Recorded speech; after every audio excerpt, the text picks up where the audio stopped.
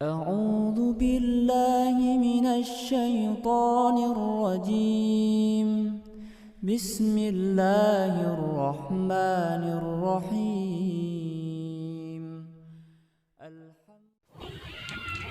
Assalamualaikum warahmatullahi wabarakatuh. Oke, saudara semua, ketemu lagi di channel saya yang sederhana ini.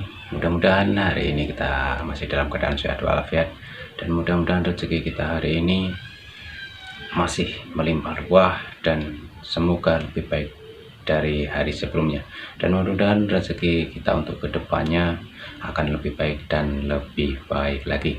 Oke saudaraku, terima kasih semua yang sudah menghubungi saya, dan terima kasih juga semua yang sudah berpartisipasi pada saya, dan terima kasih semua yang sudah mendoakan saya hingga pada saat ini saya masih bisa memberikan sebuah ilmu untuk kalian dan masih bisa berbagi pengalaman-pengalaman saya untuk kalian semua ya.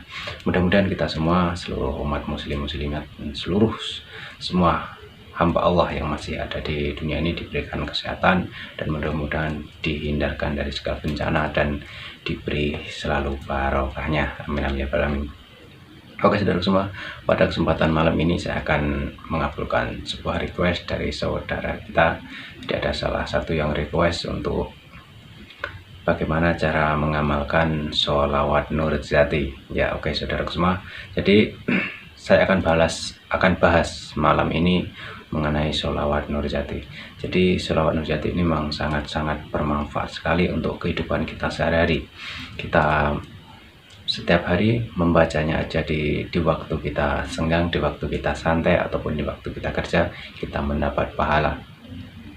Tapi di samping itu, tanpa kita sadari kita akan terhindar dari hal-hal yang tidak kita inginkan, ataupun dari sihir, ataupun dari gangguan orang lain yang berbau gaib, ataupun dari kalang-kalangan jin-jin yang usil kepada kita. Insya Allah kalau kita terus mengamalkan ini, sholawat Nurzati ini, kita akan terhindar dari hal-hal tersebut. Dan yang poinnya adalah kalau kita sedang mengamalkan sholawat Nurzati ini, hati kita akan tenang sekali hati kita tuh. Jadi kita itu akan selalu enjoy. Jadi setiap kehidupan kita akan menikmati setiap hari di dalam kehidupan kita ya saudara semua.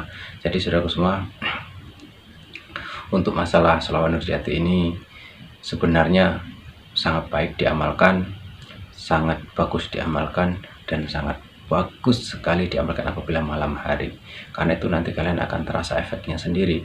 Kalian akan merasakan suatu kenikmatan, suatu nikmatnya hidup. Jadi kita santai, nikmat. Kalau hidup santai itu sudah nggak ada beban yang begitu berat bagi kita. Jadi ya kalau manusia nggak ada beban itu nggak mungkin, tapi ada, cuman nggak seberat setenang hati kalau kita memuja ataupun kita menjunjung Nabi kita Muhammad SAW. Dan saudaraku semua, banyak sekali yang request kepada saya cara menghindari teluh ataupun santet, ataupun cara membentengi diri. Bagaimana sih caranya? Nah saudaraku semua, sholawat ini sangat bermanfaat sekali untuk yang berurusan dengan gaib tersebut, karena sholawat ini memang sudah terbukti. Bagaimanapun sholawat ini sudah dirancang memang khusus untuk hal tersebut ya saudaraku semua. Jadi saudaraku semua, di sini nanti saya akan ajarkan bagaimana sih caranya agar sholawat yang kita amalkan ini memang benar-benar merasuk ke tubuh kita dan tidak ambang gitu ya saudaraku semua. Terus yang kedua, banyak juga yang bertanya masalah saya mengobati seseorang ataupun mengobati pasien saya dengan sholawat Nurzati. Jadi begini saudaraku semua, sholawat Nurzati ini memang sudah dari pegangan saya awal ya, pegangan awal pakai sholawat Nurzati ini tentunya juga dari guru saya, bukan saya sendiri yang menerimanya, tapi dulu juga ajaran dari guru saya ya temanku. Jadi setiap apa yang diajarkan dari guru saya itu memang saya masukkan dulu. Jadi saya pelajari roh-rohnya dulu, saya pelajari apa sih kandungannya, asma ataupun apa yang diajarkan oleh guru saya. Jadi setiap saya mendalami itu, setiap saya melakukan apa menerima ijazah itu. Jadi saya itu memang benar-benar fokus ke satu titik itu, dan saya tidak akan melangkah ke titik lagi kalau yang satu itu memang belum saya rasakan. Itu saudaraku semua. Jadi untuk saudaraku semua, kalian sabar ya. Tidak semudah kita membalikan telapak tangan untuk mempelajari sebuah asma ataupun menerima ilmu itu. Jadi kita memang harus pelan-pelan, kita harus memang sabar, karena tidak ada semua yang instan. Kalau instan ya kita tinggal beli mie instan aja, itu langsung kita kasih air panas bisa dimakan ya saudara semua. Tapi kalau ini lain. Jadi saudara semua, di sini saya akan mengajarkan kepada kalian bagaimana sih caranya untuk mengobati orang sholawat Nurjati itu. Sebenarnya mudah saudaraku semua. Jadi yang susah itu kita menjalankan, ataupun bikin pikiran kita fokus. Kuncinya utama adalah fokus. Ketika kita fokus dan yakin, itu insya Allah apa yang kita dawamkan, apa yang kita inginkan, itu insya Allah nanti akan terkabul. Kuncinya adalah fokus, saudara semua. Jadi saudara semua, yang pertama, kalian tuh memang kalau ingin menjadi salah satu dari orang yang dipercaya orang, itu kalian memang harus pertama jujur. Orang itu kalau sudah jujur, otomatis nanti akan menjadi kepercayaan dari seseorang tersebut. Terus yang kedua, kalian tuh jangan pernah membuat luka pada orang lain, istilahnya menyakiti orang lain dengan cara sengaja.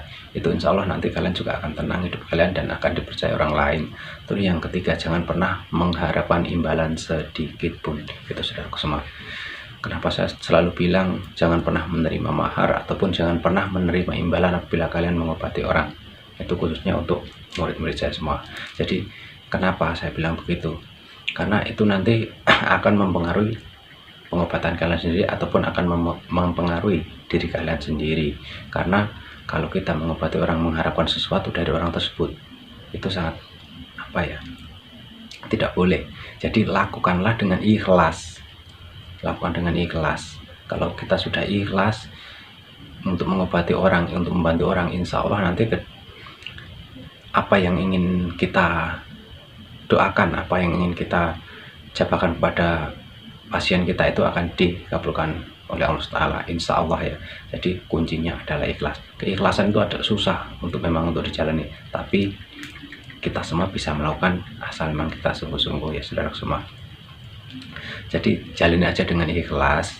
Kalau sudah ikhlas, nanti apa yang kita lakukan itu tidak akan berpikir pada kita. Jadi gini saudara, contohnya saudaraku, kalau kita melakukan ikhlas kepada orang lain, kita tidak akan pernah memikir imbalannya, tapi nanti suatu saat kalian akan menerima sendiri imbalannya. Kalau kita tidak menerima di dunia, kita masih ada sesudah dunia ini lebih kekal lagi ya saudara semua. Dan nanti insya Allah apa yang kita lakukan di dunia ini nanti akan menjadi kuda, akan menjadi kendaraan kita untuk menuju ke surga, insya Allah. Amin amin ya rabbal alamin. Jadi saudaraku semua, jangan pernah mengharapkan sesuatu yang di dunia ini ya saudaraku. Jadi memang benar-benar menolong dengan ikhlaslah, karena ikhlas itulah kunci utama. Jadi nanti pasien kita insya Allah akan sembuh ya saudaraku semua. Kesembuhan itu memang milik Allah Ta'ala. Jadi Allah yang akan menyembuhkan, bukan kita. Cuman pelantarannya yang ingin mengobati tersebut ya saudaraku. Jadi langsung ke masalahnya, ke titik poinnya tadi ya. Jadi kalau ingin mengobati orang dengan sholawat Nurjat, sebenarnya kita yang pertama ikhlas dulu, ikhlas terus fokus. Usahakan ketahui nama ibu kandungnya yang ingin diobati. Kalau saya mengobati biasanya dengan media tangan kosong, terus yang kedua dengan media air ya untuk sholawat Nurjati. Jadi kalau untuk media tangan kosong, silakan baca sholawat Nurjati, tiupkan ke tangan kalian, tapi dengan fokus, dengan yakin. Sudah itu usapkan ke bagian yang luka untuk mengobati ya. Terus dengan media air bacalah 3 kali, sudah itu tiupkan, minumkan separohnya, basahkan di rambut, terus yang di bagian sakit-sakitnya, sisakan sedikit dan buanglah ke depan ya, jangan ke belakang, ke depan rumah. Itu saudaraku semua. Jadi sholawatnya sudah pernah saya ajarkan kepada kalian semua, tapi kalau di sini kalian ingin melakukan ini, memang harus benar-benar kita harus tawasul dulu, harus memasukkan sholawat itu ke tubuh kita. Jadi hanya tidak kita hafal terus kita bisa mengobati orang, tidak, kita harus tawasul dulu. Jadi di sini saya akan mengajari kalian, tapi mohon maaf saya apabila lancar dengan guru saya, karena ini memang saya tidak ingin sebenarnya kalian semua itu sombong, karena akhirnya ilmu yang saya ajarkan itu banyak sekali yang sudah sombong dan bahkan sudah ditularkan ke orang-orang lain tapi tidak tahu siapa yang ditularkan, siapa yang diijazahkan. Itu sebenarnya saya kurang suka ya. Tapi kalau memang kalian ingin mengijazahkan, ijazahkan pada keluarga kalian sendiri, jangan pada orang lain dulu, karena saya sudah mendengar ada orang lain yang sudah diijazahkan ilmu yang pernah saya ajarkan pada salah satu orangnya.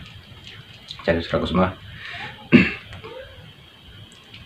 oke, gini aja saudaraku. Jadi langsung aja ke titik poinnya pada saat malam ini, karena waktunya juga sudah durasinya sudah cukup lama. Kita nanti tak tulis di deskripsi cara-caranya, tawasulnya, dan siapa sih yang pertama kali merakit ataupun menciptakan sholawat ini. Ya saudaraku semua, silahkan nanti diamalkan.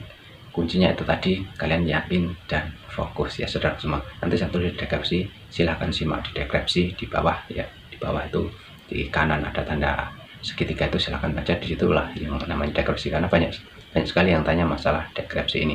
Insya Allah nanti akan bermanfaat untuk pengobatan kalian dan untuk benteng kalian selalu jadi, karena sesungguhnya kekuatan itu adalah milik Allah, tapi kita akan di dunia ini kita berusaha dan memohon ampun dan memohon perlindungannya. Mudah-mudahan bermanfaat. Wassalamualaikum warahmatullahi wabarakatuh.